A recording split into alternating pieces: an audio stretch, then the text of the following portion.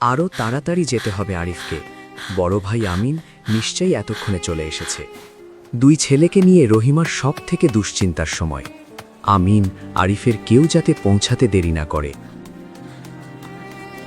আমিন অস্থির হয়ে যায়। আরিফ এখনো আসে না কেন?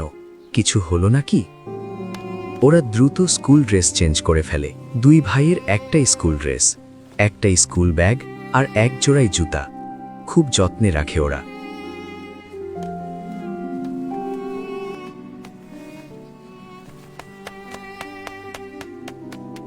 স্কুলের ঘণ্টা বাজার আগেই পৌঁছানো চাই আমিনের।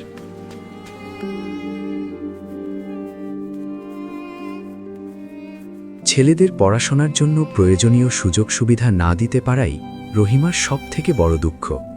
সেই দুঃখ এবার শেষ হবে ভাবতেই সে খুশি হয়।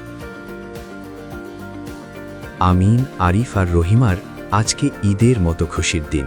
রহিমার মতো মায়েদের স্বপ্ন পূরণে বিএনপি দেশের 4 কোটি পরিবারের নারীদের হাতে তুলে দেবে ফ্যামিলি কার্ড।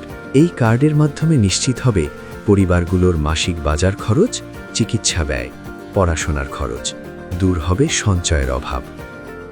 এই সুবিধা প্রতিটি মাকে করবে আত্মবিশ্বাসী এবং প্রতিটি পরিবারকে করবে স্বাবলম্বী। স্বপ্নের পথে বাধা হবে না আর দারিদ্র্য। বদলে যাবে জীবন।